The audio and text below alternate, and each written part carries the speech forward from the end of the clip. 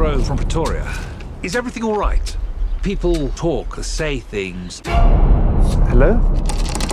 Why didn't you tell me it was out of order?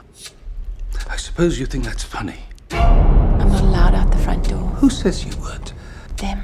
Who? Them. It was terrible out there. I could hear breathing. We told you. Are you worried about the man? They hate us. That's the truth. They want to kill and torture every one of us. You can see it in their eyes. Come now, Frederick. Do you dream about unholy things? I really don't like what's going on here. There's something wrong, and that's a fact. Wait. What did you dream last night? This manifestation of evil. You must be delivered from evil.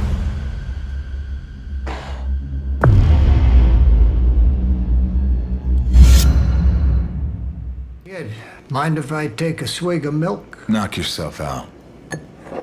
Ulcers.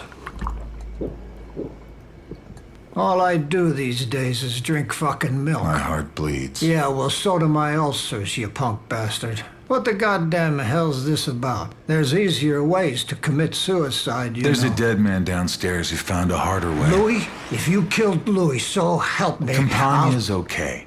He'll have a headache to make a hangover seem like Christmas, but he's okay. Fatso, too. Then who? A blonde guy, I don't know his name, but I've seen him around. Have you? Last time was at Bayfront Park when you sent him to help kill Cermak. Time before that, I saw him running down Randolph Street when Capone sent him to kill Jake Lingle.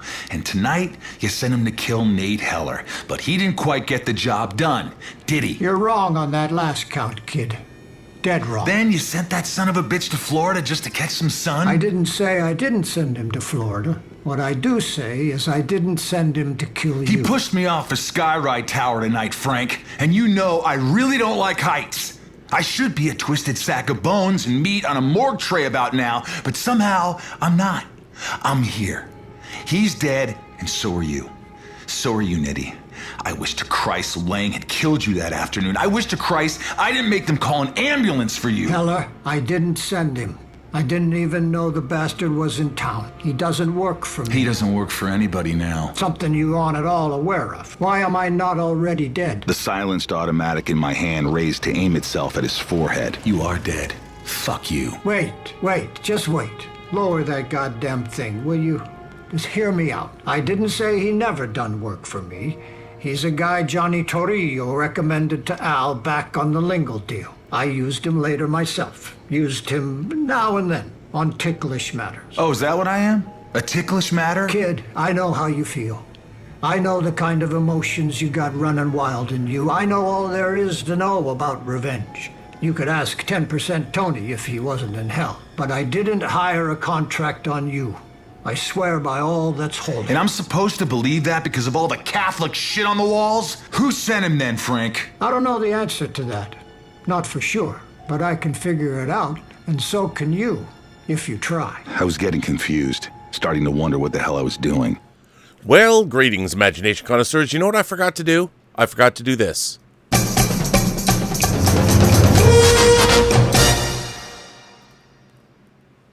Although edited for television, tonight's thriller contains scenes of suspense and violence which may be unsuitable for young viewers. Parental discretion is advised. Observations with Robert My Burnett.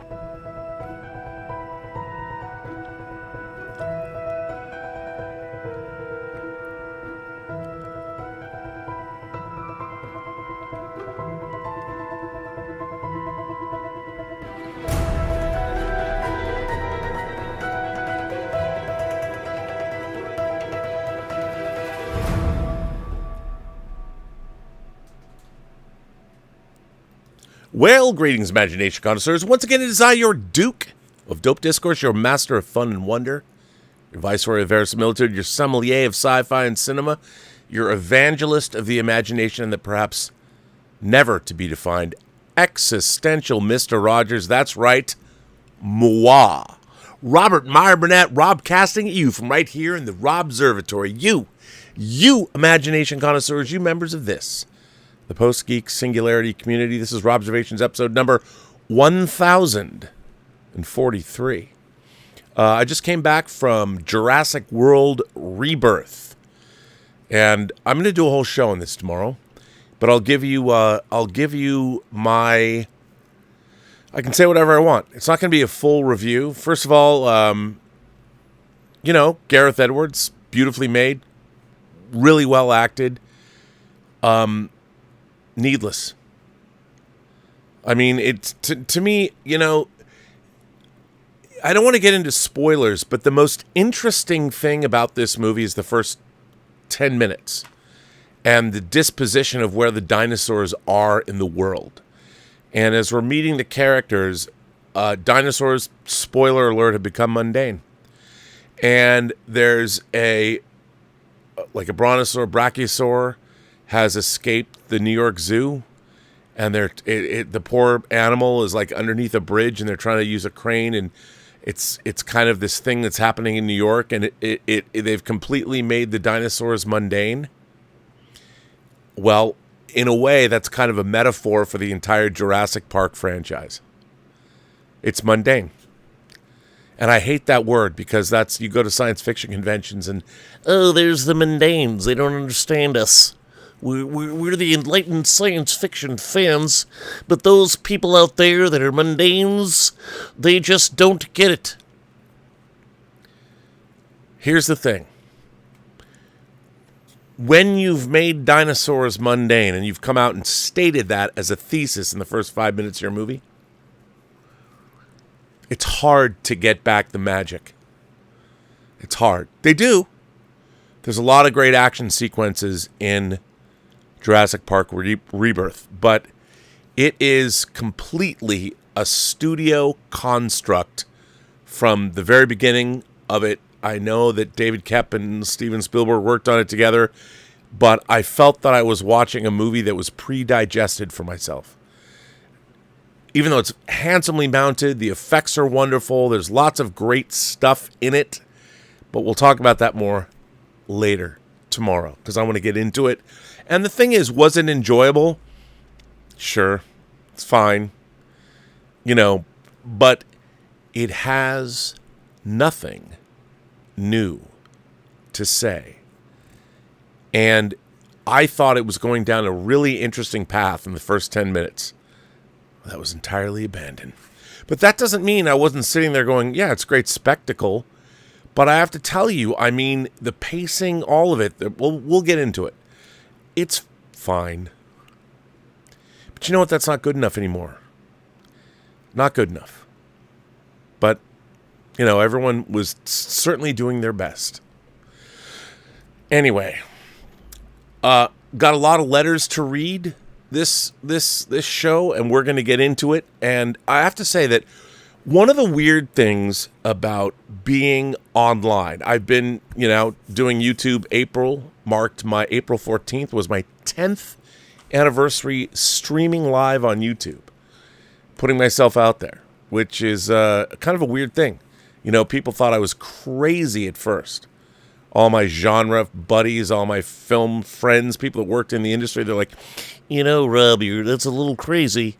I need to delineate my fan voice. This is kind of my fan voice. I need to come up with my industry friends. Rob, perhaps it's not the best thing in the world that you put yourself out there on YouTube. I don't know if that's good. I'll have to refine it. I'm not a voiceover artist. But anyway, when you are on YouTube and you go from show to show to show, every show has its audience. And like the John Campea show, I went from being on Collider Heroes to the John Campea show. Then I started my own show. But it's been frustrating. I have not seen a lot of crossover from the John Campea show to my show, which is fine. Certainly an acquired taste. And the great thing about John is his show is very structured. It's like a real TV show. I'm kind of a stream of consciousness guy. That letter I read or the comment I read. Well, Rob, you like hearing the sound of your own voice. just me talking. Here's Robservations without the sound of my voice.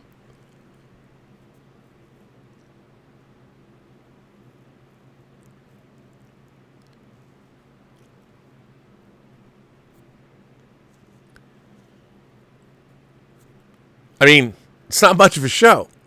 So it's not that I like to hear the sound of my own voice. It's like when I turn my camera on, the universe wants to hear the sound of my own voice. Otherwise, they're like, why is your camera on?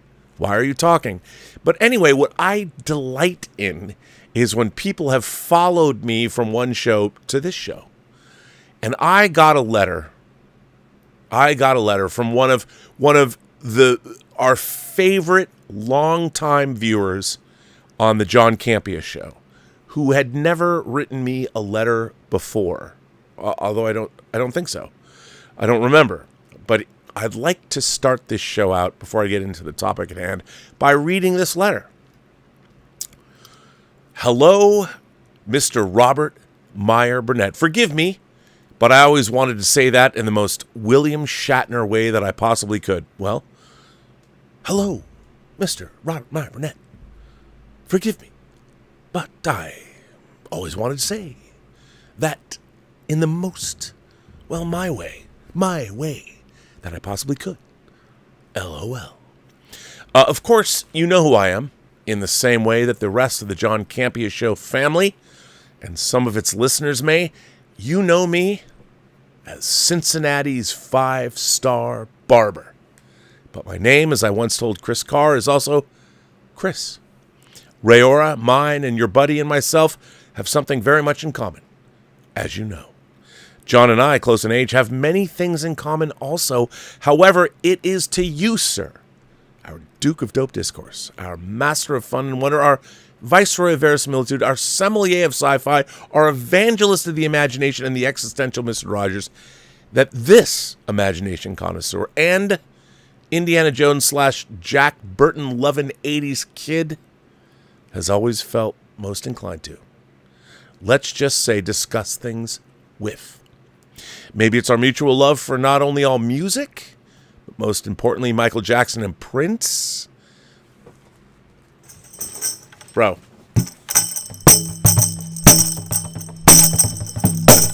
Ever since I met you, baby, you were on your way to be wet. I'm sorry. I won't. I'll refrain. I just thought I'd do that. I don't even know what I was doing. That beat was not on the beat. I don't know. Maybe it's our shared love for 6-scale figures and action figures in general. What great times we're living in for those. Maybe one reason is that you're the same age as my sister. Can I have her number? My sister, who I love and admire very much, who not only snuck me behind my mom's back to see Purple Rain when it opened in theaters, but who also took me to the pop-up Purple Rain concert that Mr. Prince Rogers Nelson and the Revolution surprised us with here in Cincinnati when I was 10 years old in good old 1984. Who loves the psychedelic furs and still to this day wants the Ghost in You played at her funeral? Don't talk about your sister's funeral. I like her already. I want to meet her first. Who taught me modern English and Melt With You? Who was the flag corps leader at our legendary Cincinnati Princeton High School and also showed her wide range of music and friends by working at the skating rink during her senior year in high school. Did you guys have a snowball where you asked girls to skate with you? We had that at Skate King in Bellevue, Washington. Your sister sounds amazing. While there, she got me in free to skate. And it was there that I learned to break dance too. She got me hip to the music like the Gap Band Cameo and Ohio's own Zappin' Roger. Amen. But also being the one who every day when I walked in from the bus stop had this brand new cable channel called MTV blasting through the house. So Rob, just like my sister, you're a 60s baby and a 70s kid. You guys are the ones I looked up to and learned the most from. Me? I'm a 70s baby, 1974. You're a Texas Chainsaw Massacre kid, and I was able to catch a good glimpse at 70s life. 8-track tapes in the house and car, big sideburns and bell bottoms, 70s music and the horrible sound of disco. Come on, man. Disco is not horrible. That's what everybody doesn't understand. But aside from Chips, the 70s for me were Earth, Wind and Fire, Elton John, the Bee Gees, Star Wars, Land of the Lost, Battlestar Galactica, Star Trek reruns, and Battle Beyond the Stars. So I saw a lot of sci-fi greatness early on. But overall, I'm a stone-cold 80s kid. My first real love was Star Wars. Hell, I got my first kiss when I was 7 as Luke Skywalker. And Princess Leia was a year older than me. All right. This was around the time of The Empire Strikes Back, which aside from Big Trouble in Little China is my favorite movie of all time. So around 80, 81, I, of course, growing up in Cincy, which I'm sure you know is not only the home of the actual Hall of Justice, Union Terminal, but also the home of Kenner Toys, the original maker of Star Wars toys. Began the wonder of the 80s and the real years of my childhood. So picture being an 8-year-old kid who loves Star Wars more than anything else, and your best friend's dad works at Kenner Toys. Amen. He, on a weekly basis, would bring home duplicates of figures and sometimes even vehicles and play sets. Sometimes, on occasion, I would get to have some of those leftovers and scraps. So as kids from Cincinnati felt even closer to our beloved Star Wars because of that alone. And my second love, beginning in 1982, was G.I. Joe, a real American hero. Now, those two are still, to this day, my absolute loves. Aside from mine and Ray Ora's Bengals. That's a football team for those of you in the know. But what I think it is that really pulled me into the Post-Geek singularity is just an overall love and respect for movies. An appreciation of what they bism, the feel of being in the theater, and for me, most importantly, the memories. From E.T., Poltergeist, and Superman, all the way up to Avatar and Endgame, which is and will always be my greatest ever theater experience on your left. It's why I decided to get back into physical media, to see the logos and the colors of the movies that are so dear to me on my walls, as in many 4K steelbooks as I can collect, and in the very best format to watch them on at my disposal at any time. Even if streaming goes the way of the dodo or Wi-Fi disappears, once again, it feels fantastic, and once again, I'm hooked. I can make a 20-page list of the amazing movies that I love and grew up with, as I know you could. I could and will, if you ever want me to, come up with any kind of list of movies, like my top 10 overall list, or pick a genre, pick an era.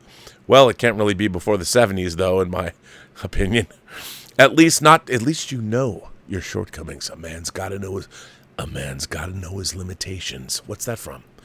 At least not too many. What can I say? I'm an 80s kid who was spoiled by Arnold and Sly, cute little mogwais, flying DeLoreans, and jumping crane kicks. The conversations, discussions, and debates that we could have about movies would be epic. And as you've said to John on the show before, just imagine the topics that are discussed by a movie veteran and a celebrity barber such as myself while I'm cutting hair and just hanging in the shop. My clients swear up and down that I should have my own YouTube channel. Actually, the Cincinnati 5-Star Barber YouTube channel, where the camera's just on you cutting hair and having a conversation, why doesn't that exist? I mean, there's that Chinese kid who does the hair cutting. You know, you could do it. Why aren't we seeing it? You should start that channel. Please, we should watch. And I watch that Chinese kid. He might be Korean, I don't know, but you have to watch his show, because like these dudes come in with like horrible hair. And he's like, well, what do you want to do? And then he comes out and makes the beautiful fucking... Have you seen that guy? He's awesome. You, sir, should start that channel. You asked about the other 3 people who got me back on physical media, and they're all clients and friends of mine who I continuously made fun of after I decided to go all digital a few years ago. I now own more than 800 movies digitally on iTunes, but it's not just the same. So look at me now.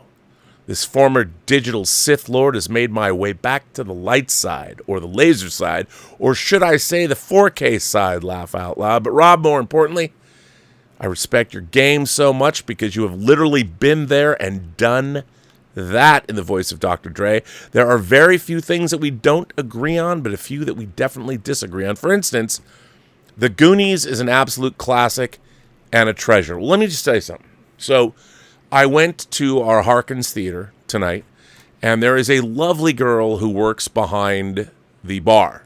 And this is the second time I've talked to her. The first time was when I went there a few weeks ago and saw The Life of Chuck as the mystery movie on Monday. She knows her stuff. She's a genre fan. She's very well versed, very, very smart, knows her stuff. She tells me, she goes, The Goonies is going to have its 40th anniversary screening this week. Now, of course, I'm polite. She's very cute. If I was in college or something, I would have, of course, asked her out probably, but now I could be her grandfather, so I'd never think of doing that. But when she said The Goonies, I had to smile. And, oh, great. Well, I couldn't tell her. I couldn't break her heart. There's no fucking way anyone's going to get me to go see The Goonies in a theater. I'm sorry. I'm just not going to do it. Goonies are not good enough. They never were good enough. They're never going to be good enough. That movie still to this day has just too much kissing. Too much.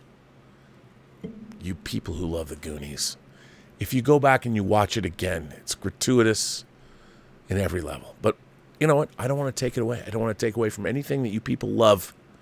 Just saying it. The Goonies is an absolute classic and treasure. Return of the Jedi is a much better movie than you make it out to be. And even though it's a close tie with Frasier, The Big Bang Theory is my favorite sitcom of all time. You're sleeping big time on it. No. The writing is brilliant. The love of and between the main characters is phenomenal. And the pop culture references and subjects are really spot on.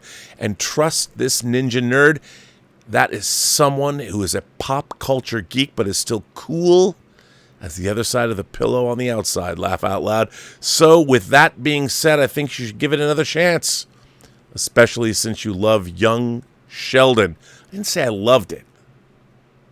I've seen more of Young Sheldon than I've seen of Big Bang Theory, though. I mean, do you know all the shows that you and I both grew up with? But we all can't and don't like all the same things. As our buddy Giovanni Campi would say, it's all subjective. It's not, though. You know I reject that. There is objectively great stuff. Our opinions are subjective.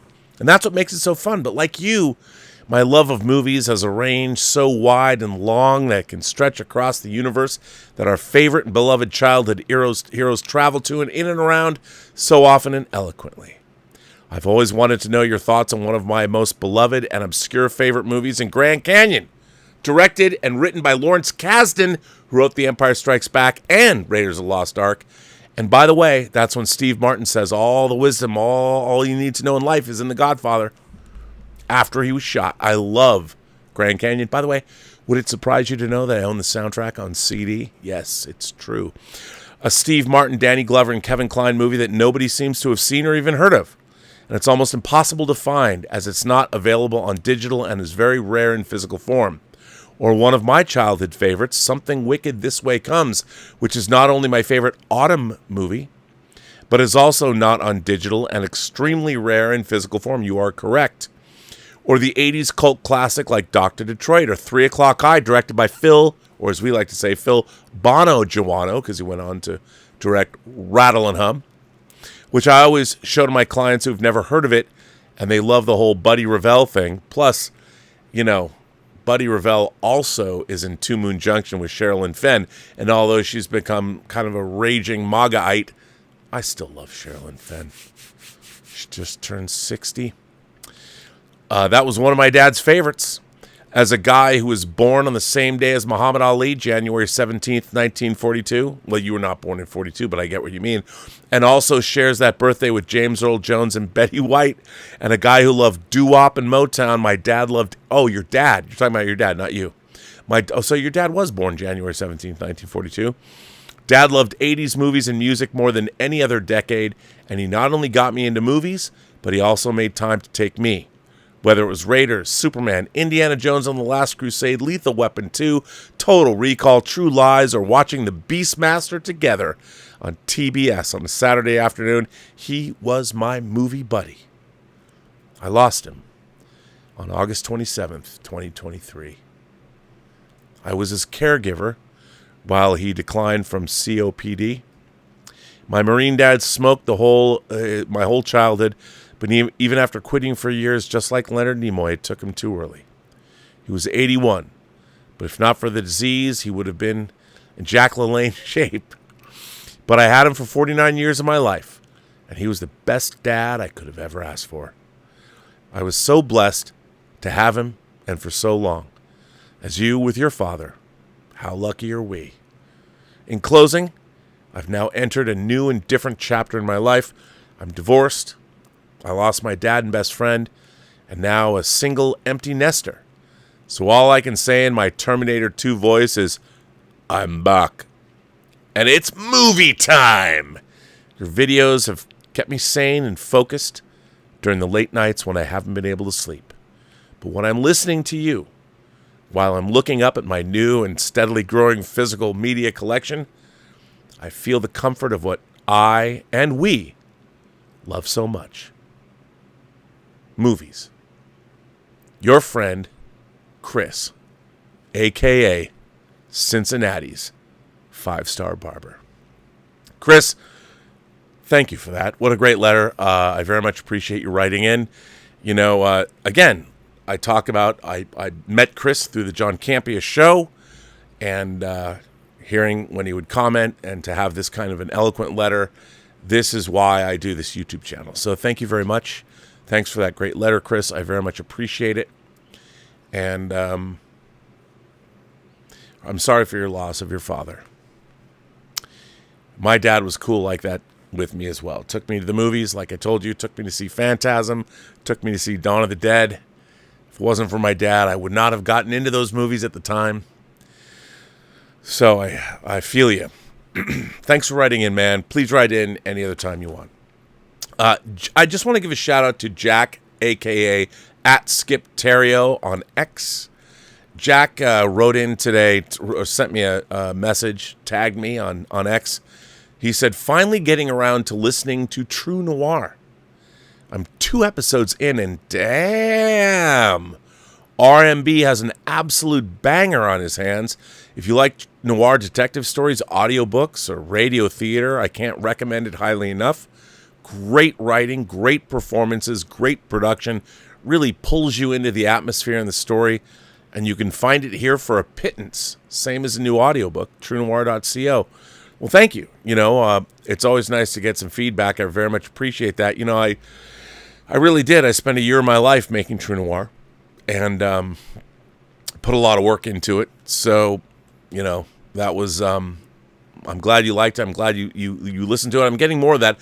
As more and more people are hearing it, I'm getting more feedback. Because, you know, you make something, you put it out in the world. Paul Chatto sent us a great review. Well, he didn't send it to us. He made a review. I didn't ask him to. He just did it. So it was good. But I really appreciate it. I'm really proud of True Noir. I know it's only an audio drama. But I put in all I know about storytelling and production. And I was able to work with the great Max Allan Collins and his wonderful script. And we have our actors, incredible. You know, incredible. David Strathairn and Anthony LaPaglia, Katie Sackhoff, of course. Michael Rosenbaum is our lead, Nathan Eller. It's a lot of fun. I think you guys will dig it. So anyway, that said, enough of the self-promotion. 28 years later, I saw it. I saw it at our Harkins Mountain Grove 16 theater in the CineX, their version of Dolby Vision. Love it. Really big screen, great sound system, beautiful. The chairs are incredible. It's a really great. I mean, I live kind of outside of urban Los Angeles, so it's like the last movie theater before you go up into the high desert. And I have to say, I love Harkins theaters. And I don't know anyone there. I saw one of the heads of Harkins Theaters, this black guy, and I wish I knew his name. He spoke at CinemaCon, and I was so excited that he was there speaking at CinemaCon because I'm like, oh my God, Harkins Theaters. When I moved out here, I was like, what? I hope there's a movie theater I can go to. Like the ArcLight shut down in Hollywood. That was my favorite movie theater in LA. And I have to say, the Harkins Theater, the Harkins Mountain Grove 16, when I saw, and I think he was one of the heads of the company. You know, Harkins is a smaller chain. It's in Arizona. It's in here. I think it's in Colorado too. And the Mountain Grove has this big high ceiling. They have a great bar. The people that work there are great. Every time I go there, one of the team leaders recognizes me. Really love Harkins, and I've never had a bad experience there. You know, and they have art house fare. They have some of their big movies, like they'll have Final Destination, Bloodlines in Spanish to service the Spanish audience. It's a really great theater chain. The popcorn is great. The bar is great. Everything is great. The app is great. Really appreciate Harkins Cinema. And when I saw that guy speak at, I wish I knew his name. He was really eloquent and talked about how much from a corporate standpoint, how much presentation and look, I would go to Harkins. Maybe it's a little weird. I would go hang out there as a bar. The bar there is great. It's all good. But I went there tonight for the movie and saw Jurassic World Rebirth. So shout out to everybody. Anyway, what was I saying? I have no idea. But anyway, just want to say that we're going to get to 28 weeks because I saw it there. I saw it there. CineX Theater. It was great. Now, my friend Rob G, who works in distribution, so he books films into theaters. Now, he has a great website. You might know him from a lot of the things he's done in the past. He made a movie called Analog Love, which is on Blu-ray, which I suggest everybody check out. You can now see it online. It's about the art of the mixtape. You know, Rob G calls me up because in exhibition, he sees movies in advance because he has to book them in theaters all across the country. And he was the first person that I talked to that saw 28 weeks later, or 28 years later. He didn't love it. And I have been I found the reaction to this movie really all over the place. A lot of people don't like it. John Campy didn't like it very much. He said Anne, his wife, liked it more. I went and saw it, and I was enchanted by it. Using the Rudyard Kipling poem Boots, from the teens, the 19 teens, that old recording of that poem being read, and they used that in the trailer. I thought that was the most genius thing ever. The first trailer for 28 years later is one of the great trailers of all time. You know, so good. And so I really didn't know what I was going to see. I didn't read much about it. The only person I talked to who had seen it was Rob. And he felt it was too much like a television show, and there was a lot of things he had questions about. So he didn't love it. But and he and I usually are simpatico in our tastes. But I had to go out and see it. Went and saw it. You know, I saw it Friday night, opening night. I didn't see the Thursday preview. I couldn't go. I wanted to. So I went the next night, Friday. And saw it on their big screen. And I have to say, I loved 28 Years Later. I've owned 28 Days Later and 28 Weeks Later. I have the Blu-rays. I bought them, when they first came out. When I got my friend, ex-girlfriend Mary Forrest bought me a PlayStation 3. That was my first Blu-ray player. So she hooked me up. I mean, I was an early adopter to the Blu-ray format, as I was with, of course, Laserdiscs and DVDs. So I did have 28 Days Later and 28 Weeks Later. I have them in my collection the whole time. And I enjoyed both films quite a bit. So I have to say, when it was over, I tweeted out, I'm like, this is some kind of existential masterpiece.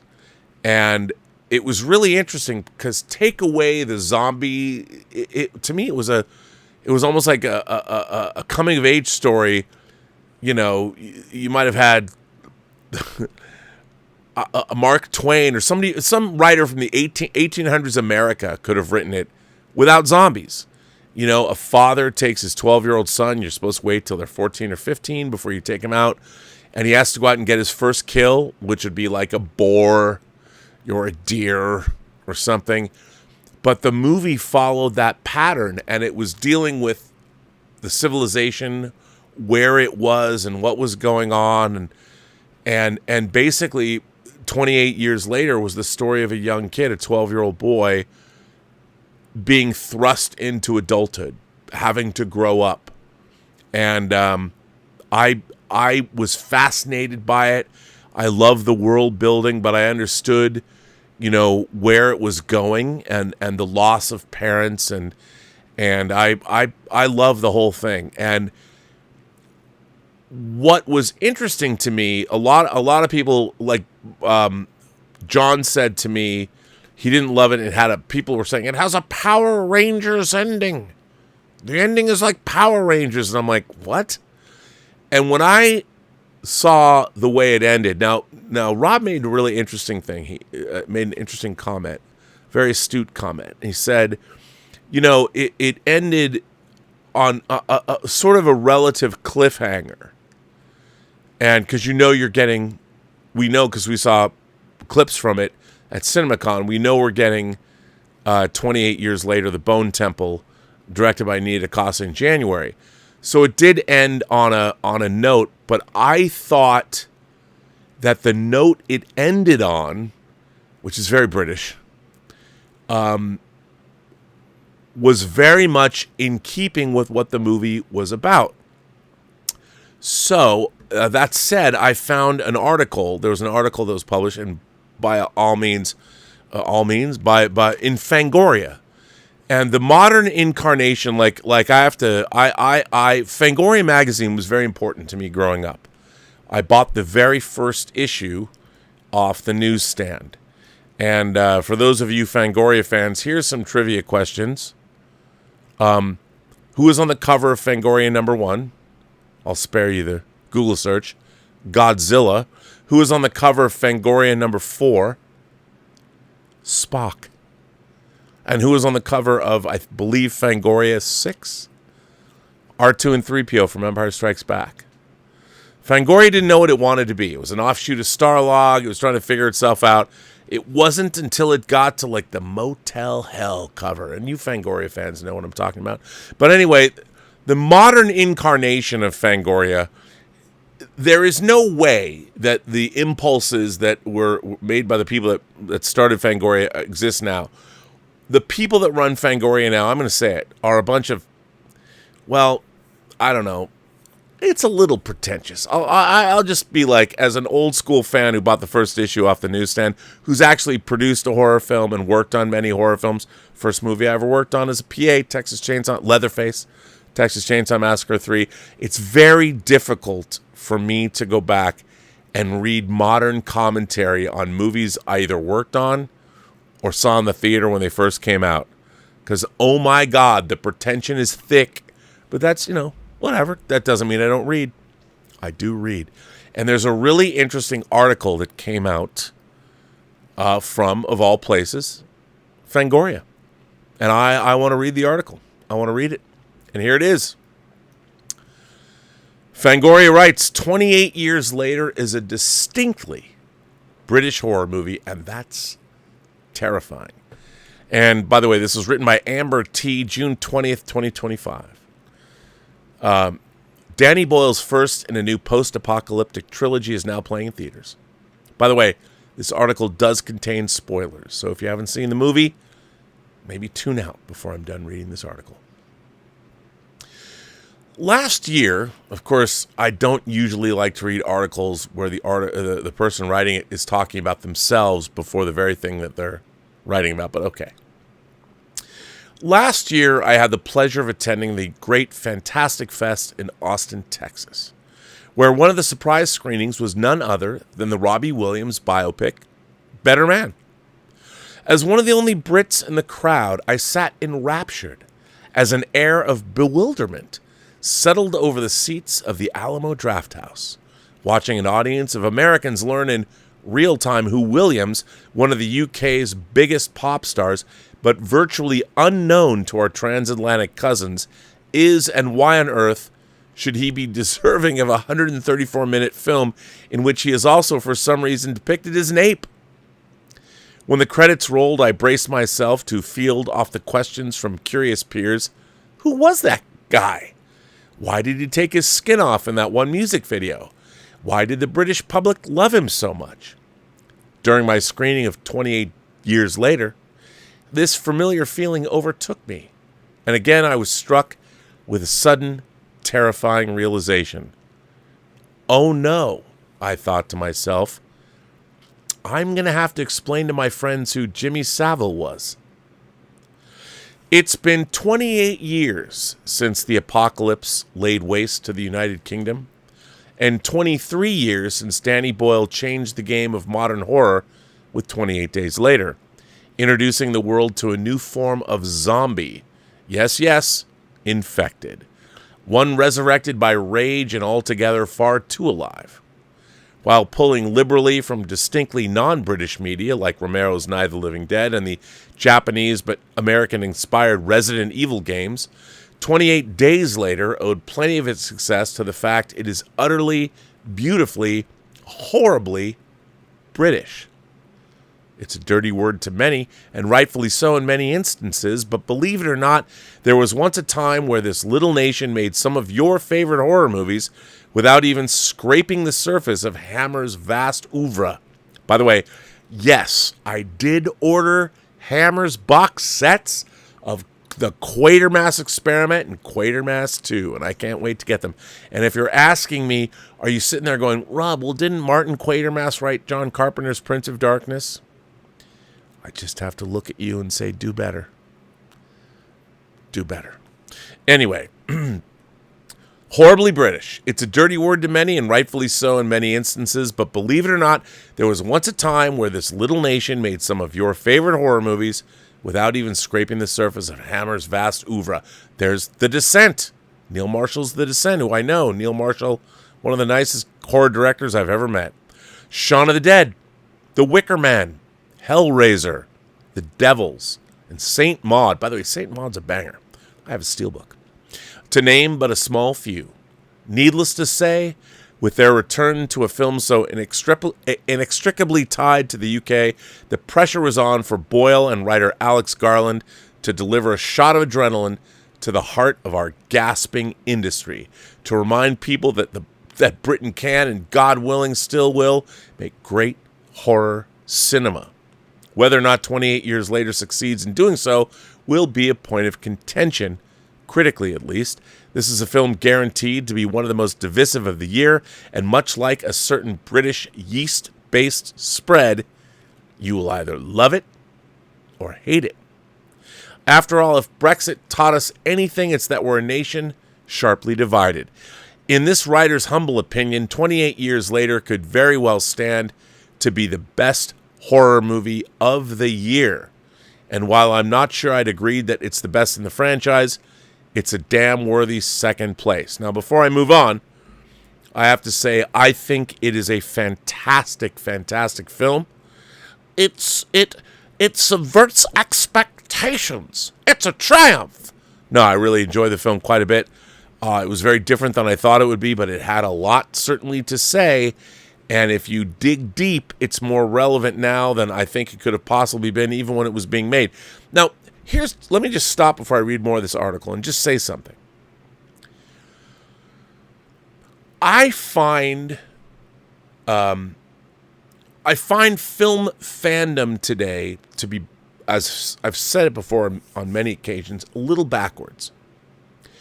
Now, when I watch a movie that's being brought to us by someone who is already a master filmmaker, I am a huge fan of both Alex Garland and Danny Boyle and their collaborations. I mean, Danny Boyle I've been a fan of since Shallow Grave and Trainspotting. I think Trainspotting 2 is one of the greatest unsung sequels ever made. His science fiction film, him and Garland's Sunshine back in 2007. Yeah, it's got a little Tarkovsky. It's got a little Stanislaw Lem riff at the end. It gets a little weird. I get it. Still loved it. And what a fucking soundtrack. If you guys don't know the soundtrack to Sunshine, woo! And what they've done, the penultimate episode of Devs that Garland wrote and directed, put the fucking zap on my head, let me just tell you. So when I watch something that two people I admire, writers and directors, when they make things, and they might not immediately strike you as like, you're like, what the fuck was that? My first impulse is to dig deeper and go, you know, I might have been a little disappointed in that, but maybe I don't know enough. I don't immediately, well, that fucking sucked. That was terrible. I don't let my brain, like, it wasn't what I wanted. It wasn't exactly what I thought I wanted to get right now. Why did you let me down? I always give creators the benefit of the doubt. And if their work didn't immediately strike me, it's up to me. The problem is not them. The problem is me. Of course, I reserve the right, once I've dug deep and looked into it, if I still feel they let me down, then the problem is them and not me. But, I do feel you got to do the work. You got to do the work. And if you walk in and you expect every movie, I mean, I think it's so weird that fandom expects every movie to change your fucking life. Like every movie is going to make you, I don't know, what? I've never felt that way. But anyway, let me go on. Those expecting a 28 Days Later clone from this brand new trilogy starter will be disappointed. But that is on you. Amen. 28 years later is a different beast entirely, and as it should be. The face of Britain is a much different one than it was almost 3 decades prior. It's a face disfigured by the trampling of boots, marching up and down again. A face twisted by 3 decades of austerity rule. 3 decades of gutted social services. 3 decades of the poor getting poorer, the rich getting richer, and the sick getting sicker. And if I might add, radical Islamism permeating the land. 3 decades of playing lapdog to a country that wouldn't piss on us if we were on fire. While 28 Days was a brutal and bleak reflection of an anxious, Blairite Britain teetering on the precipice of promised world destruction with 9/11 barely in the rearview mirror, 28 years later situates us comfortably up the creek without a paddle. The damage is done. The world has already ended. All our survivors, Aaron Taylor Johnson's Jamie, Alfie Williams' Spike, and Jodie Comer's shatteringly tragic Isla, can do is make do and mend. The Britain of 28 years later is as wistful as it is a warning. Boyle's Holy Island mission stands as the logical endpoint of a nation driven deranged with returning to the glory days of the empire. Part pagan cult and part village feat, the island is at once both cloying and comforting in its familiarity. Its threads meets the good life. The twee sensibilities of wartime Britain, perversely out of place in a world that has evolved and left us long behind in an undignified past of bootstraps and butter rations, bullets and bandoliers. Indeed, one of 28 years later's most suffocatingly intense scenes comes not from the onslaught of infected, but from the inebriated cheers of well-meaning locals drunk with the promise of a hero sent to save them. The softly sneering face of her Madge, whose leadership is nowhere to be seen, looming serenely over all. Jadhood. That the Holy Island should celebrate violence, encouraging brutality from its would-be giant killer, rather than, say, the intelligent and gentle guidance of Ralph Fiennes' Dr. Kelson, deemed insane by the community's patriarchs, feels particularly poignant on the other side of more than a few misguided democratic decisions in the last 3 decades. The idea that Britain would shut off from the rest of mainland Europe was a laughable one in 2002. In 2025, it's a troubling reality. And worst of all, it unfolded voluntarily. The emblematic stench of Brexit is all over 28 years later, coming most notably with the introduction of Swedish soldier Eric, who, as the European observer, is horrified by the notion of being trapped on this isolated island with these deranged savages, and the infected too. And while the infected of 28 days later represented the primal fear of societal breakdown, the infected of 28 years later stand as more an evolved threat reflective of our current situation. They are in power now, and they are simultaneously pitiful and more frightening than ever. The gluttonous, slow lows in particular feel like a reminder from Boyle that you can't turn your back on any of them for even a second, even the ones that seem harmless. The sentiment calls to mind visions of the buffoonery of flop-haired Boris Johnson paragliding into the Olympics, a limp Union Jack clutched in each fist. Like the slow lows, we as a nation underestimated the danger of this particular brand of benign British eccentricism, and look where it left us. Amidst the feverish madness, however, there's an undeniable hardiness to this close-knit community that is in many ways quite appealing.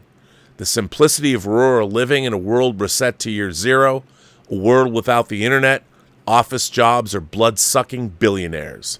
In sharp contrast to the urban decay of 28 Days Later's London setting, 28 Years Later depicts a world in line with the universally accepted yet existentially troubling truth that the Earth would be far, far better off without us. Anthony Dodd Mantle's sweeping shots of vast hillsides untouched by agricultural destruction and lush greenery peppered with lavender, not preppered, that's a different thing entirely, peppered with lavender and gorse, the recent felling of the Sycamore Gap's tree, a centerpiece of much of year's visual splendor, becomes even more tragic when placed in the context of this story. Boasts the best of British natural beauty, something we can still be proud of. Because 28 Years Later is not a film that hates the country that birthed it or the people within it. Far from it. It is an impassioned plea to remember what could really make this country great, demonstrated by Kelson in all of his iodine-soaked glory. Empathy, humanity, and respect for all, but especially those abandoned and left to rot by the country supposed to protect them. In a cinematic landscape all too saturated with irony-poisoning eye rolls and clanging insistence that the filmmakers are just as in on the joke as the audience, 28 Years Later is deeply refreshing in its sincerity. Those uncomfortable with the earnestness of the film may wish to remind themselves that 28 Days Later was also, above all else, a film about humans killing humans. And its intended form came with a heart-swellingly soft ending that also infuriated viewers. Speaking of endings, the final 5 minutes of 28 Years Later are already proving to be the talking point of the year, with the appearance of the hooting and hollering Jack O'Connell, fresh from his take on another twisted little freak in Ryan Coogler's Sinners, inexplicably dressed as one of Britain's most notorious pedophiles, tracksuit and all. While the specifics of Sir Lord Jimmy Crystal's motley crew of survivors will remain a mystery until presumably the next entry in the trilogy, there's still plenty of thematic meat to chew on. Canonically, the virus ended British civilization before Jimmy Savile's crimes ever came to light. It's entirely possible that Jimmy is still clinging to the decaying vestiges of his childhood hero, because if you think the end of the world won't be marked by adults wearing silly costumes of a past they should have long shed, take a stroll through King's Cross Station on any random Tuesday to see J.K. Rowling's TERF army lining up for pictures at platform 91 3/4. But as there is perhaps no pop culture icon who represents the pervasive rot of Great Britain more than Jimmy Savile, O'Connell's scene-stealing grin and command over his maniacal minions does not bode well for our survivors, nor does it bode well for the future of a fledgling society that should be moving forward into greener pastures, not back into stagnant nostalgia for a past long vanished. From our brief interaction, it seems Jimmy is a lost boy clinging desperately to the hand of a predator for misguided guidance, a sentiment that could well be applied to the civilians of any nation. Some may see the ending of 28 Years Later and its Teletubby mental showdown as ludicrous, sure, but these are ludicrous times we're living in, and ludicrous times, after all, call for ludicrous wigs and garish gold rings. either way, it will be exceedingly interesting to see how an American director like Nia DaCosta grapples with the Jimmy Crystal of it all in the Bone Temple. And I'll be seated day one to find out. Now, look, that's the kind of thing, that kind of an article, I mean, you know, it made me, when I saw this, when I saw 28 years later, I did a deep dive to find out, because, you know, a lot of people thought, what was that Power Rangers ending? But I recognized the Jimmy Savile case. For those of you who don't know, Jimmy Savile was a children's show host. He was also a host of Top of the Pops. He was one of the biggest hosts of a very eccentric guy on British television for decades. And after his passing, it came out that he was a sexual offender. He wasn't just with children. He molested the elderly. He was a sex maniac, and he was one of the cornerstones of British entertainment for a long period of time. And he was operating with impunity, much like somebody like Bill Cosby, but in a different way. It was very difficult for the Brits to come to grips with the fact that Jimmy Savile was a horrible, horrible person. Now, what the thing is, in universe, Britain fell to the rage virus in 2002. Before Jimmy Savile, he was still very famous. So it makes sense that if you see 28 years later, there's an opening sequence where this kid escapes from the rage infected in a church. And I would assume that at the end of the movie, that character, we see him grown up now, a Jimmy Savile-inspired character, and what kind of a cult he's represented. I mean, the twisted culture that arises. I found 28 weeks later, or 20, I can't even say the name, 28 years later, to be an unbelievably fascinating film. I really was enchanted by it. I had no idea where they were going to go. And I understand a lot of people, look, we're so used to our modern entertainment spoon-feeding us everything we're supposed to know, that to find something that makes you wonder, like, whoa, I don't quite get it. What was going on here? Because we're so used to being spoon-fed ridiculously easy-to-digest bullshit, that to see something that challenges you, that it defies your expectations, is something, rather than reject it, stop for a minute.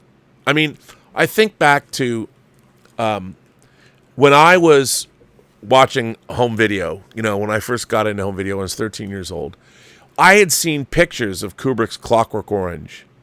And we're talking May, June, July, summer of 1980. I'd never seen Clockwork Orange before, but I'd seen pictures of it in Alan Frank's Sci-Fi Now. I'd seen it in the Science Fiction Encyclopedia.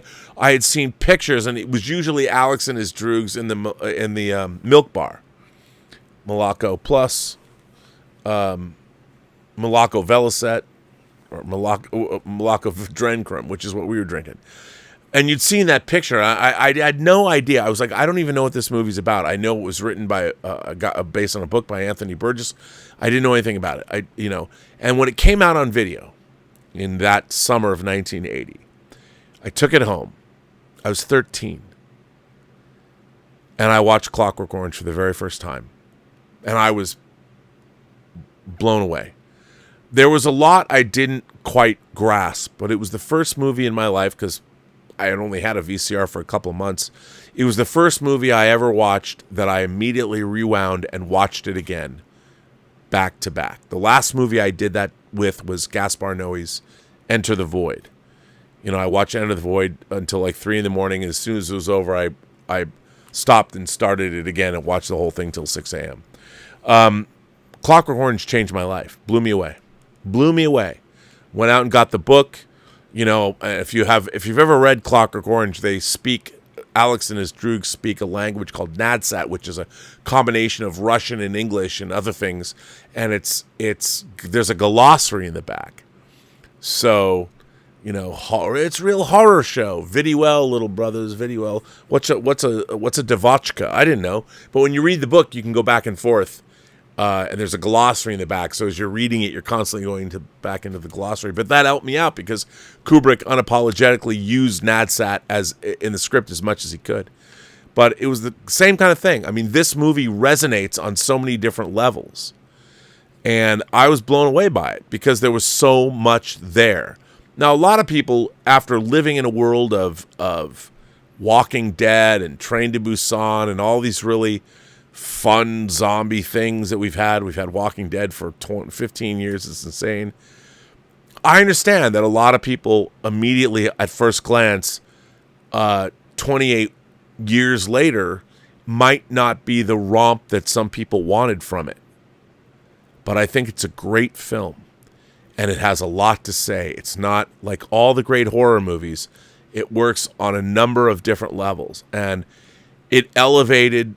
I mean, I see 28 weeks and 28 years later to be, 28 days and 28 weeks. They were great. They're like precursors of this, but 28 years later is working on an entirely different level. Now, people are going to say, "Well, Rob, it's not the second coming of Jesus." Certainly, it's not. But there's a lot more going on than with all great films. The problem is we just don't see those movies very much anymore. We don't see genre films that are working on much different levels. And I think 28 Weeks Later is one of those movies. Now, there are going to be people that go, "Rob, you're imbuing it with a lot more meaning than it particularly has." But I don't think so. I think it's a movie that requires your attention and your thoughtfulness. And I think it asks of the audience more than your average film. And for that, I adore it. And I think that if you're an Alex Garland fan or you're a Danny Boyle fan, they've both together teamed up again for the first time since they made Sunshine back in 2007. They haven't worked together in almost 20 years because they had a falling out. They came back together, and Alex Garland certainly has carved his own niche out for himself. Danny Boyle won an Academy Award for directing Slumdog Millionaire. They have created something that is worth your time and your contemplation and your research. So, look, your mileage may vary, but I think that 28 years later was a phenomenal piece of work, and I haven't stopped thinking about it. And, hey, check it out. You might like it. I'm not saying you have to love it, but you might. And I'm going to go delve in and see what you guys are all saying, what you guys are all thinking. Who knows? DVB sent out a gift membership. Well, thank you for that. I appreciate that. D's Webos has been a member for 32 months of the channel. Thank you. The Dead Man says, "It's just another manic Monday." Ooh. Kenneth Colton. Wait, should I get the tambourine out? Yeah. Maybe I should just do a new thing and just play that tambourine. My tambourine! That's, Around the World in a Day. 85. Long time ago. People won't remember. I can't believe that album's 40 years old, but whatever. Kenneth Colton says, "Rob, I have an ice-cold glass of bourbon, and I'm playing Death Stranding 2. I got to get that. Death Stranding. Kojima-san kicking the asses again. You got to love Kojima-san. I have an ice-cold glass of bourbon, and I'm playing Death Stranding 2 on the PS5 Pro with my 4K LG C3 OLED. It looks worthy, my friend. That Weapons trailer looks like a banger. Did you watch that viral marketing video? I'm like, what the hell is this? My friend Jamie sent me a link. It's like, what is this? And then, of course, they're killing it with the marketing. Weapons, Warner Brothers. They got Superman coming out in July. They got Weapons coming out the 8th of October. Roy Lee, the great Roy Lee, I think, he thinks that Weapons is like the best movie he's ever been involved with. And then he's got The Long Walk coming out in September. I wish I was Roy Lee. I really do. He has an American Express black card. But anyway, Weapons, that trailer, let me tell you, having read the script, woohoo, Zach Kreger's going to kill it. Kill it, coming off of Barbarian, giving us weapons. That trailer, I'm telling you, it's not going to be like Longlegs, where it's going to disappoint. I don't think it will. Kenny, I'm glad you've been a member of the channel, and I'm glad you're playing Death Stranding 2. Tell me what it's like. Shonen Kaiju has been a member for 12 months. And I do appreciate that you've been a member for 12 months. I very much appreciate that. Miss 50 and Still Metal sends in a tip, and she's like, yeah, fuck yeah. Yeah, so metal. Miss 50 and still metal. You gotta be metal when you're 50. Yeah! I know. I'm sorry. I just love that she's Miss 50 and still metal. So, and what's not to love? Shonen Kaiju says, I totally agree with you, Rob. 28 Years Later is my favorite film of the year so far. Also, Weapons looks fucking sick. The trailer is incredible. I agree. Great marketing. Great marketing there. So, now, I got some letters, man. I got letters. I got a lot of letters. I mean, Cincinnati's 5-star barber. You know. But I got more. I got a letter. Oh man, somebody just took. Sergio. This is kind of a long one. Sergio Verdugo wrote this 4 days ago, and he says, "Dear Rob, I totally understand if you do not read this very long email. For what it's worth, I will keep watching your show regardless." Well, since you put it that way, since it's a long letter, and I happen to have, look, my favorite, I don't know, somebody, you know what, Knob Hill should sponsor me. Although, I've tried all of their premixed cocktails, and this is by far, this is the leader of it's the leader of the pack. So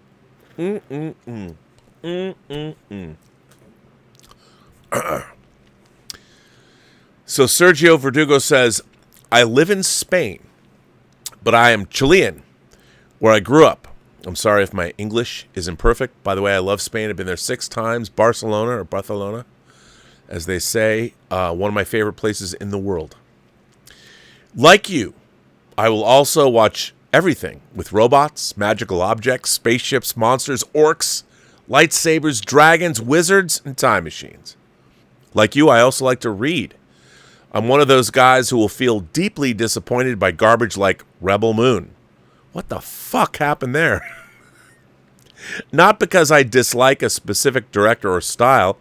I actually like most of Snyder's work, as do I. But because I genuinely wanted to enjoy a space opera and just could not. As you always say, and you're entirely right about this, these types of movies need to have something for us to relate to. Perhaps a resemblance to a real event or problems we care about and fear. But those elements can still be there. Fascism and the little people trying to survive, and fail because of terrible writing. Really, what the fuck happened with Rebel Moon? I don't know, man, but, I mean, this is just water, but I don't know. I've been listening to you for 3 or 4 years now. First, in the John Campea show, I missed you when you took a break from appearing in that show, and I was thrilled to see you returning. Remember, I was making True Noir. I left for no other reason. John didn't fire me. I told him I had to leave. And I have to say, one of the first early champions of True Noir was John Campea because I sent it to him. And he was blown away. And if you notice, now he calls me actor, director, producer, or not actor, director, producer, writer. You know, he was really blown away by it because he hadn't really knew what I made. You know, I'm kind of the flaky guy, like, yeah, man, what's up? Come on your show, dude. But he was one of the first champions of True Noir, so for that I thank him. I really appreciate it. I missed you when you took a break from appearing on that show, and I was thrilled to see you returning. And recently on your own channel. I appreciate how you take a balanced approach that is, for me, somehow a middle ground between John's optimistic view about the industry and most movies, which I also enjoy, even if I disagree with many times. We need more optimism about the industry, and the critical drinker's pessimism. Not always justified, but always fun to hear. One of the things that I appreciate more about your comments is the context in which you place them and the meaning you assign to the movies, sometimes including a personal touch. It's incredible how much one can learn just by relating to your interpretations. Well, it's very nice for you to say. Thank you. Your Planet of the Apes watch when you were a kid has similar effect on me as watching Temple of Doom when I was a kid. I was not of the appropriate age. I was not really allowed to watch TV unless it was for cartoons, and I had never been to a cinema. My mother was not at home, and I remember my father renting the VHS tape and putting it in his bedroom VHS player. He was not inviting me to watch it explicitly, but he did not object when I snuck into the room and had a life-changing experience watching it. I was shocked by the snakes, the bugs, the monkey heads, the guy taking the heart away from another person. I had nightmares with that scene. Mola Ram. Impressed by the coolness of Indiana Jones and the kick-ass and brave orphan sidekick. I was too little to understand Indiana's romantic interest in that movie, and I found his hate-love relationship with Kate Capshaw's character weird, though of course I found her hot. I knew nothing about Indiana Jones in my first watch, and it changed my world. Perhaps I'm one of the few people who watched Temple before Raiders. No, this is exactly how you should have found it. Though story-wise, the order makes sense, I did not know anything about it, because Temple of Doom is in fact a prequel. Of course, Temple of Doom is my favorite Indiana Jones movie today. Even though at that age I identified with the kid more than with Indiana, I grew up thinking that Indiana Jones studying a career that would allow me to be an intellectually great person who has an action gig on the side. If you think about it, many people actually do this in a way or dream about it. In real life, Indiana Jones for me is not only about an academic archaeologist who goes into an adventure, it's about finding the action in your life from within the profession you've chosen. I totally agree. This applies to every scholar who also engages in activism, law professors who take real-world cases, doctors who donate their time to help those in need, etc. How cool is it to try and find a way to kick ass and impact the world using the skills you've learned before, taking risks for it? For me, Indiana Jones in Temple of Doom was a human rights defender. Perhaps that's why I like Temple more than Raiders, which is a blast to watch, and Last Crusade, which disappointed in many levels. Amen. You should all go back and watch on this channel the whining about movies about Indiana Jones and The Last Crusade. For me, Indiana Jones was a human rights defender. And despite in Last Crusade, which disappointed in many levels, despite the unforgettable Nazi femme fatale, what a character. Indiana is flawed, he's a flawed, even bad person who changes in the face of moral dilemmas, such as Han Solo before and Iron Man or Doctor Strange more recently. The template has always been there, and Indiana Jones took it to another level when helping the slave kids and returning the Sankara stones. It's not only that the flaws of those types of characters like Solo or Jones or Stark or Strange make them more relatable to us, it's also that they succeed to offer a moral model to follow. We may not always succeed in making an impact from our limited lives, and we may not always be willing to take real risks, but we should all dream about it and at least try. This brings me to Star Wars and how Return of the Jedi changed the meaning of Star Wars and Empire. I was mildly disappointed by Return of the Jedi. Only mildly. When I watched it early in my life, but I could not really say why. And your explanation was so illuminating. Your points on Return of the Jedi made me try and remember why I liked the first Star Wars film in the first place. I did not have the luxury of going to the cinema to watch the original version. I was born in 1982, but I did watch it in the cinema eventually. My meaning to it was coming from a somewhat different place, but I could still relate to your views. Let me explain. Even though I'm not religious today, I was raised as a Catholic, and the story of a young boy who was the promised one, being born in a desert place or a deserted place nobody cares about, having a firm moral ground but also subject to temptation, it is just a universal story that Star Wars told so well, and that resonated with everything I was learning from my parents and my teachers. I honestly think that the story infused part of my moral education when I was a kid. Star Wars made me pay more attention to those lessons, even if they came from a less cool-looking priest or a boring teacher. We are all called to be saints in the sense that we're all weak and should try and perfect ourselves while embracing the fact that we can be tempted. I'm not really a Catholic now, but the story and its moral lessons are still there. Rogue One and both seasons of Andor could be helpful because they nuance the problem of the moral choices, the different paths to be taken, and the utilitarian calculations that can be included in the fight against evil. It is not only a problem of good versus evil, there are different layers and factions within it. Nothing is really black and white.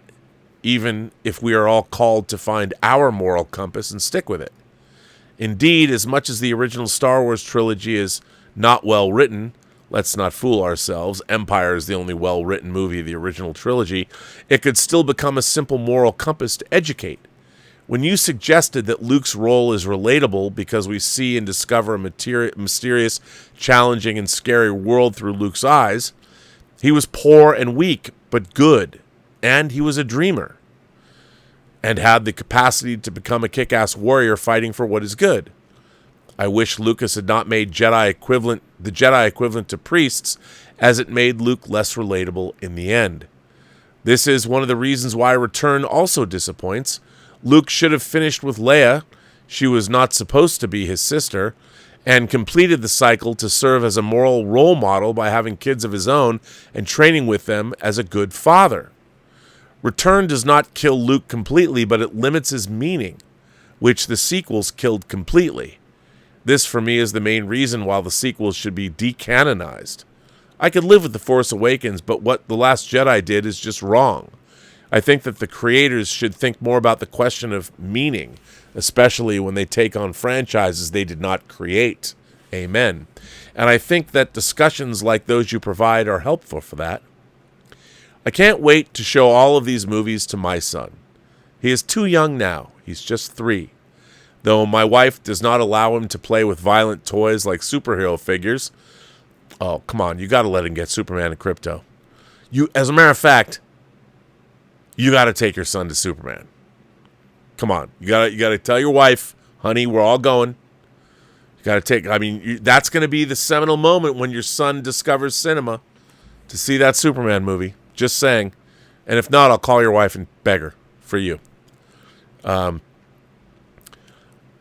have to wait till my son can understand a bit more about them. I can't wait. Do you have kids? How do you do it with them? I do not have kids. I married a woman when I was married who I discovered just didn't like kids. I thought we were going to have kids because I'm pretty much a kid. So, to know me, to love me is to love children because I'm basically one of them. And although I've, my girlfriend, Elizabeth, my partner, I've interacted with her daughters for the last 10 years when they were young teens into their adulthoods. But I will say this. I do think not having children is a great shortcoming in my life. And I guess you could say life's never over. You never know where you're going to wind up. The reason why I'm writing is that I wanted to emphasize something you sometimes do, and I wish you would do more. Long and deep interpretations. What are the specific aspect of those robot, monster, fiction, fantasy, comic book movies that resemble a genuine problem we can fear or relate to? What can we learn from them? And what meaning do you assign to them? Like you have done with Planet of the Apes, there is so much to discuss, for example, regarding the meaning of the underrated Alex Garland Civil War movie, and I wish I could listen to a lengthy discussion not constrained by time nor distracted about comments regarding production or editing issues or comments about the career of the actors or the director, unless driven by interpretation, just pure interpretation of the story. I'm not asking for a few-minute explanation that is mixed with observations about production, editing, and the careers of the directors or actors. I mean a focus on interpretation of the actual story. Warmest regards from a fan, Sergio. P.S. I know your expertise is not about Latin American film, but would you be open to watching something from Latin America and giving your take on it? 100%. I mean, there's movies from all over. I mean, watch a Mexican horror movie called We Are the Flesh. Your mind will be blown. There's movies from around the world. I do not make any distinction based on the language or the country of origin of a film. All films have, to me, in my mind, carry equal weight. I mean, Hollywood blockbusters that cost $200 million are unto themselves, but I'm much more interested in a movie like The Coffee Table, or Where Evil Lurks, just coming out in 4K. So yes, absolutely. If so, I'd love to have your comments on one of my favorite films, Wild Tales. I own Wild Tales on Blu-ray. Great movie. That would be a really fun movie to talk about. Perhaps you've already watched it. Yes, I have multiple times. I understand that you must receive tons of movie recommendations and that time is precious. Lil Carrick's, man, come on. I can't blame you for rewatching and studying the key Andor Season 2 episode you keep speaking about. That's episode 8. But really, if you decide to give it a chance, you won't regret it. If you already have watched it, please comment on it. I would love to hear your take. Well, Wild Tales is a great movie. That would be a really interesting movie to talk about. But if you guys haven't seen Wild Tales, it is available, and everybody should check it out. I want to thank Sergio Verdugo, Chilean, but now living in Spain, for a great letter. Please give my best to your wife and to your young son. I hope you, all three of you, go see Superman in the theater.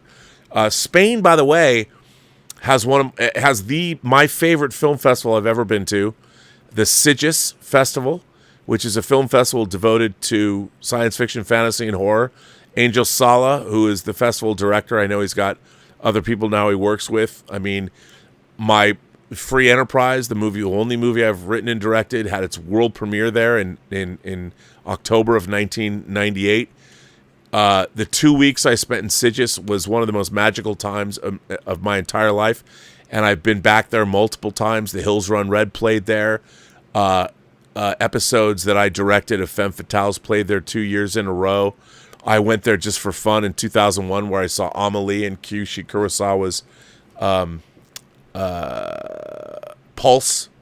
I saw Amelie and Pulse on the same day, changed my life. Incredible film festival. Incredible film festival. So, Alvaro Zenos Amaro. Alvaro, who I have a letter.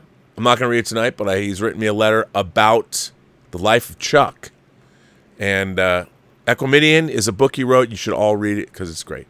Alvaro says, fleeing human connections and the transformative portal of death in lives on ruin's edge. The life of Chuck and 28 years later shake hands thematically. Amen.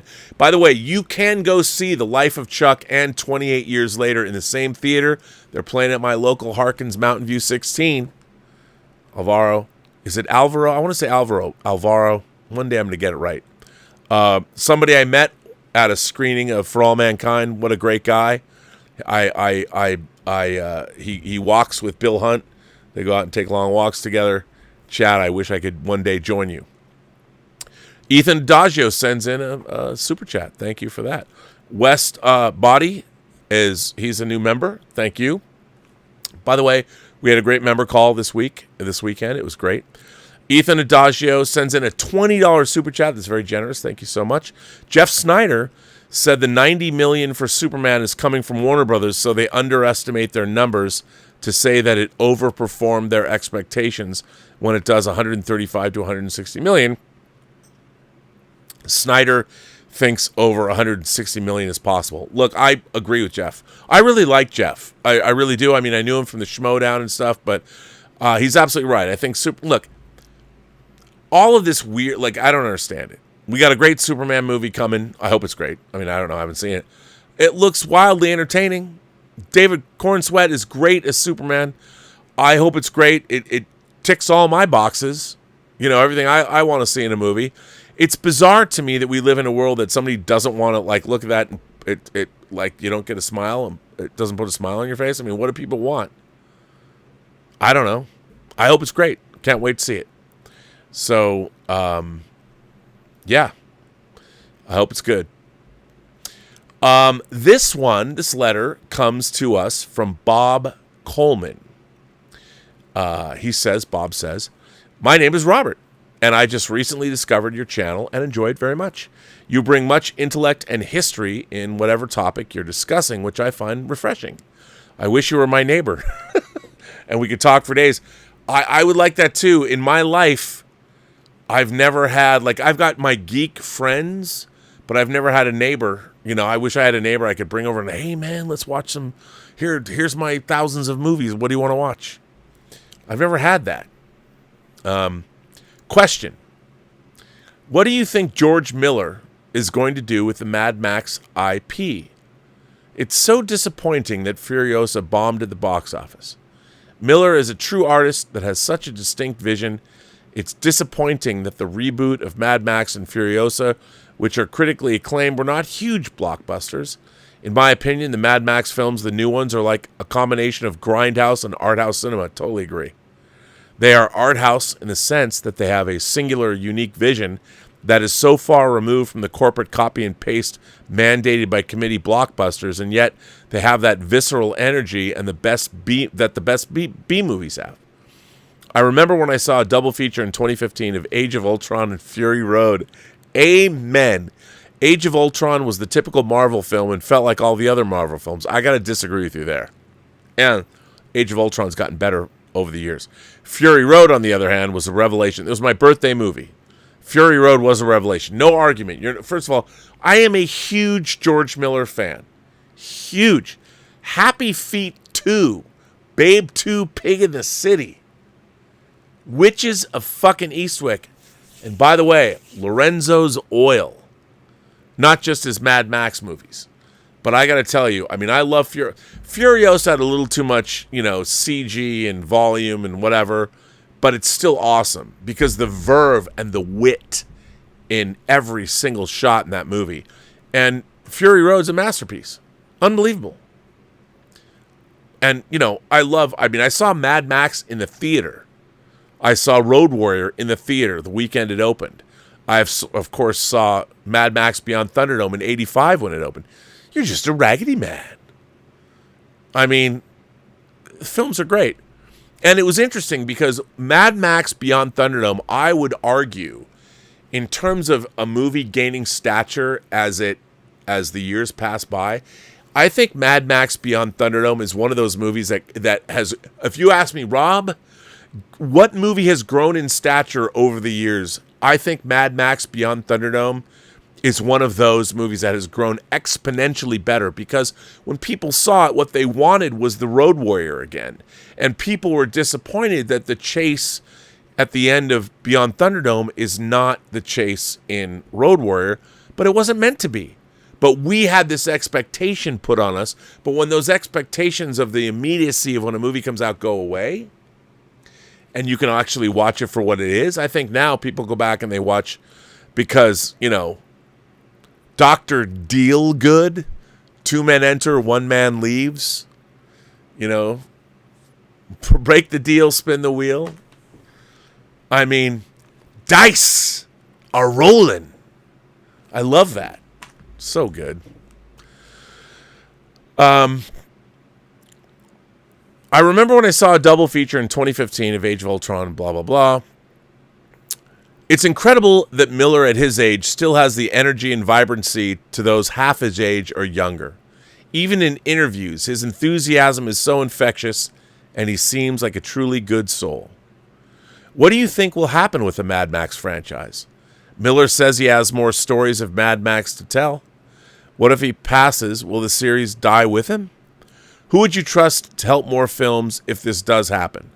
Miller did say he has a couple of other directors he would designate to do future films, although he didn't say who. I would love to hear your thoughts on the Mad Max franchise, what they mean to you, and what do you think will happen going forward, etc. Thanks for your time, Robert. Much appreciated. That's from Bob Coleman.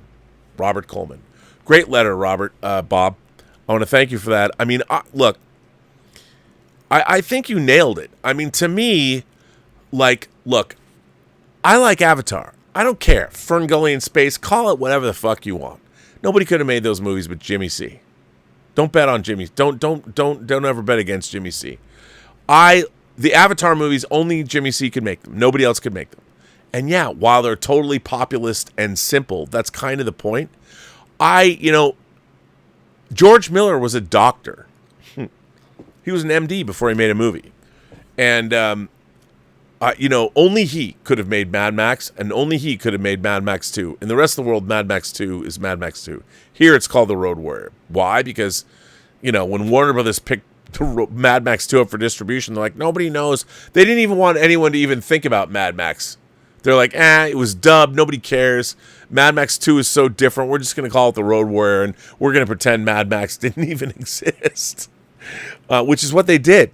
It originally came out in 81 in Australia, but it came out in 82, end of May, 82. Conan the Barbarian had just been released. Right before Star Trek II, The Wrath of Khan. I think it was the week before Poltergeist and Star Trek II, The Wrath of Khan came out, which, by the way, opened on the same day. Followed by, can you imagine? What a conundrum. Of course, I went and saw Wrath of Khan 4 times, and then I saw Poltergeist at the Town Theater the next day in 70mm. Amen.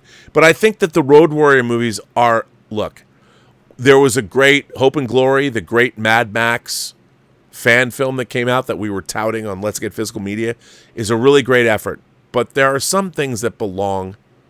Look, do I love the world of Mad Max? I do. It belongs to George Miller. You could have other people, but what you're going to get is The Force Awakens that's going to turn into Rise of Skywalker. And you know what? The world does not need that. It doesn't need that.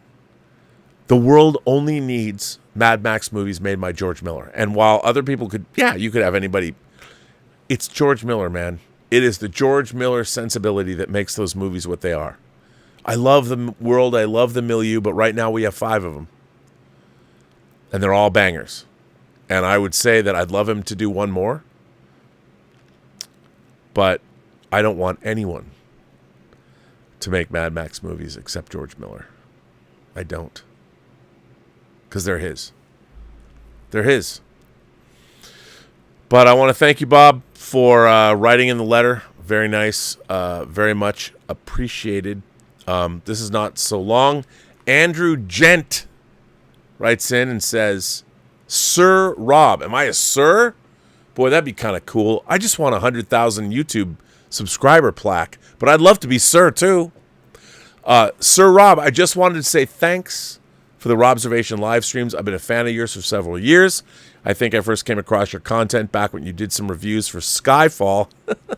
And that, by the way, Let's Get Physical Media, Whining About Movies with Elizabeth and Claude, we did a great Skyfall stream. So if you guys don't know this, 4 years ago during the pandemic, my girlfriend Elizabeth and I started a show, because there wasn't a whole lot to do, called Whining About Movies.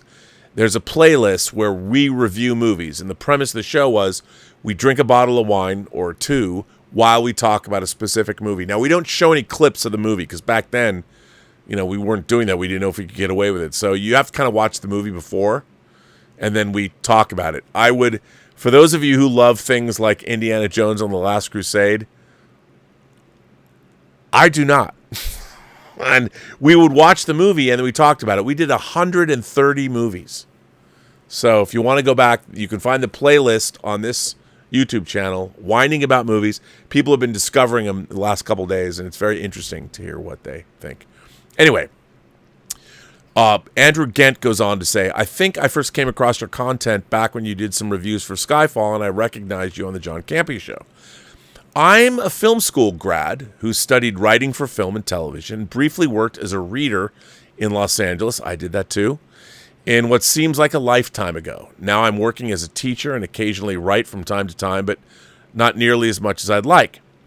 Auteur theory is what I Auteur theory is what I gravitate toward the most when it comes to cinema and rewatching films. I'm a huge fan of Christopher Nolan, and I believe that Oppenheimer to be his crowning achievement. Of course, The Dark Knight and Inception are pinnacles to not just his career, but to the medium itself. Yet I can't help but get a sense that when I'm watching Oppenheimer, I'm able to see all of his movies at once. Oh, I totally agree with that. Additionally, I really appreciate how Chris Nolan films are marketed. Cinema history is often interwoven in his interviews, and the director occasionally provides a list of films he's referencing or was influenced by in some way, shape, or form.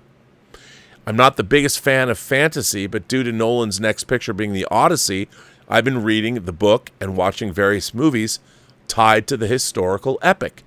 Would you be able to provide a list of books and or films one could dive into before the film releases next summer? Well, all the best, and thank you for the content. I would say this, if you missed it, there's a Ralph Fiennes film, Juliette Binoche, that came out last year called The Return, which is about Odysseus coming back home. So it is dealing with the Odyssey. I mean, it's not the journey, but it's when he gets back. I don't know where the Odyssey is going to be, but that Ralph Fiennes movie, check that out. And of course, Wolfgang Petersen's Troy, Sean Bean plays Odysseus in that movie. I was making jokes about how Wolfgang Petersen's Troy is the prequel to Christopher Nolan's The Odyssey. No one got it. What are you going to do? I'm like, how do you not get that?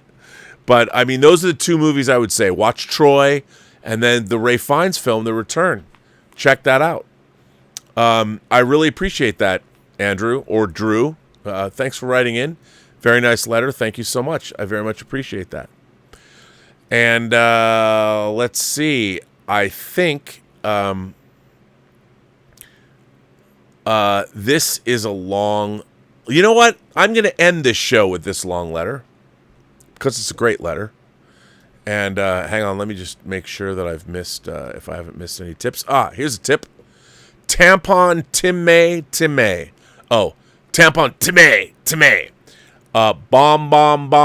Oh, bomb. Iran. I took Barbara Ann to a dance in Iran. The Ayatollahs cut her head off. I turned away and ran. Bomb Iran. Oh, I can't. I don't know the lyrics. Bomb Iran. Bomb. Iran. Rockin' and a rollin'. Artillery exploding. Bomb Iran. Timay. Okay. That was bad, but I see what you did there. Hey, look, hopefully there's a ceasefire. Look, why we're all killing each other, this is not the time. It's not getting us anywhere.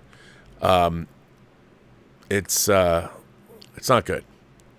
But what can you do?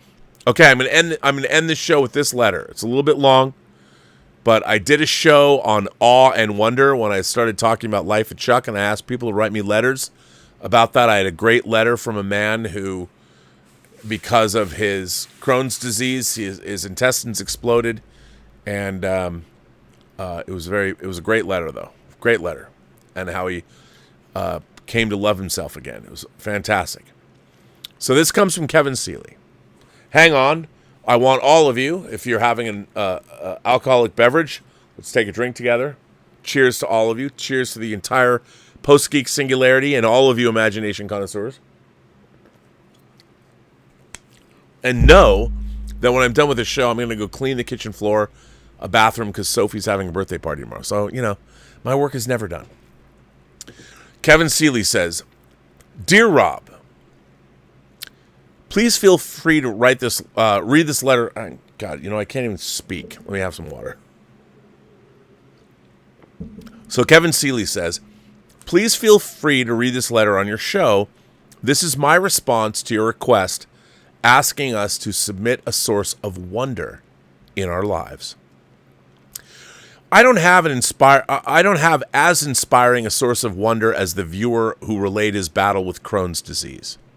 As a born-again Christian, I could speak about the moment of my salvation or the daily blessings I experienced because of my faith. Instead, I want to speak about a more simple source of wonder that still moves me. My parents. My parents were both born in the middle of the Great Depression, and to say they were dirt poor is an understatement. My mother grew up in a little tiny town, a hamlet really, in south-central Pennsylvania, between State College and Alberta. Her father was often out of work throughout her life. When he did work, it was as a railroad engineer on a small freight line or as a coal miner. Neither job brought in, very little money. Many times the only food on the family table was either fish he caught in the local reservoir or wild game he hunted, especially deer. To this day, my mother will not fish. To this day, my mother will not fish seafood. You probably meant to say, to this day, my mother will not eat fish, seafood, or venison. At an early age, both she and her siblings started to work to help support the family. When she was 12 years old, she was a summertime nanny to 3 small children. Each day, she walked over a mile to their home, fed and cared for them during the day, and then walked back home in the late afternoon or evening. My father was only a little better off. He grew up in a small town in the southern tier of New York State. While it was a fair-sized town, life was a struggle for his family. His father was a minister of a small church with a very minimal income. Dinner leftovers were a staple of his diet. His mother was always coming up with creative ways to make leftovers not only palatable and nutritious, but also delicious. Some small financial prosperity came into his life following the death of his grandmother's second husband. He was a self-taught lawyer who never attended law school. His practice was somewhat successful and brought in enough to support his wife and children into adulthood. When he passed, my father's grandmother moved in with her daughter and son-in-law, my dad's parents. She brought with her an inheritance, which was not a great sum, but it was enough to help the family. From then on, 3 generations of my father's family lived in one old frame house on a little dead-end street. Despite their childhood poverty, they both managed to put themselves through college. They worked their way through college and paid off all their tuition without taking any loans. They also managed to rent an apartment and provide all they needed. My father became a teacher. He took a number of different teaching positions early in their marriage, and they moved 5 times in 2 years. Amazingly, during my early childhood, they bought their first home, and they managed to pay off the mortgage by the time I was 10. This was quite an accomplishment on a teacher's salary, especially in the 60s and 70s. Since my father was a grade school teacher, there was often no income during the summer months.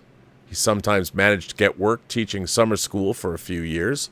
Yet, once summer school was over, there was no income until school started up again in the fall. In the years he didn't have summer school, he took on temporary jobs at local lumber yards or home improvement stores which were nothing more than larger hardware stores. When my brother, sister, and I were old enough to be in school, and my mother became a preschool teacher and later both a teacher and administrator, it was a cooperative school funded mostly through child tuition, and the salary wasn't very high. She only taught 2 days a week, yet the job didn't end when school was out, and neither did it for my father. Growing up, we weren't what they would have known as poor. We were fairly average, middle class. Yet I often lived with my hand-me-downs from my brother, including clothing, toys, and other necessities. Despite this, my parents found ways to provide for us beyond expectation. We traveled during the summer and in the month of August, hauling a small camper behind the most quintessential family vehicle of the 70s, a station wagon. I got to see a great deal of America and learned a great deal of history and culture on these trips. It was wonderful. When we were grown, my parents managed to pay all of our ways through college and even provided additional support during our early post-college years. We always knew how little they had and how difficult their childhoods were. We also knew how much they worked to provide for us. Through their hard work, practical wisdom, support, compassion, and love, they achieved one aspect of the American dream: a better life for their children than what they had growing up. This is one of the great and ever-present sources of wonder in my life. I hope you and all Robservations viewers can look back on their parents in wonder, as I have been able to. And that comes to us from Kevin Seeley. Well, Kevin, I hope I did justice to reading that letter. What a wonderful account of your parents and the life they had and what they gave to you. And if that's not a great definition of wonder, I don't know what is. And I ask everybody, what brings awe and wonder into your life? I'd love to know. And again, you can send me letters right down there. Actually, rmburnett1701@gmail.com. And just write in the subject headline, Robservations, and then, maybe what it is you've written in about. I need to see Robservations because it makes it easier to search, and then I know people have sent me letters. So write in, and I'll read it on the show. I used to say, tell me if you want me to write it or read it, but I assume if you're writing to me that you want me to read it on the show. So I'm just going to say if you're going to write in, I'm going to assume that I will. And I have a backlog of letters to read, so if I haven't gotten to your letters, I will get there. The Gray Istar says, what's the worst Star Wars project and why? Well, come on, it's the holiday special, right? And why? Because nobody knew what Star Wars was back then. And although we did get Chewbacca's family, Itchy, Mala, Lumpy, but did we need them? Probably not. But that's the worst. But anyway, on that note, everybody, I think you should all go see 28 Years Later. Tell me what you think. We do have Jurassic World Rebirth coming out, which I'm going to talk about tomorrow at length on the John Campea Show and on this channel. I found it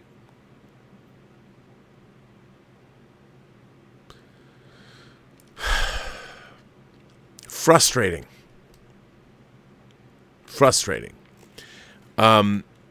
But again, really well done, but frustrating. And on that note, we got F1 opening this weekend. I have a great interview I did with costume designer Julian Day, who did the costumes for F1 that's going to drop on the John Campea Show. He also, interestingly enough, he did the costumes for Ron Howard's Rush, another F1 movie. He was a great interview. He also did the costumes for Edgar Wright's upcoming The Running Man, a new interpretation of the Bachman book, a.k.a. Stephen King's The Running Man from the early 80s. And as you all know, I marvel at the fact we're getting two Bachman books within a few months of each other. In September, we're, of course, getting Francis Lawrence's The Long Walk, a movie I've wanted to literally see made. The book was published in 1979 under the title Richard Bachman, under the author. And I read it in junior high school in 1980. So it's literally a book I read 45 years ago that we're going to see made into a movie, and it looks like a very faithful adaptation. So very, very excited to see that. And we're getting The Running Man, which was the third book. Actually, no, The Running Man, pardon me, was the fourth book from Richard Bachman. It was Rage, The Long Walk, Road Work, and then The Running Man. So yeah, I always forget Road Work because it's more down to earth, more salt of the earth. But I can't believe we're getting a Edgar Wright's interpretation of The Running Man.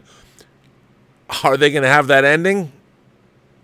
Obviously, the Arnold Schwarzenegger version bears little resemblance to the original novel, but it looks like we saw a bit of it at CinemaCon. I can't wait. But anyway, on that note, I'm going to end this show. I want to thank everybody for writing in letters.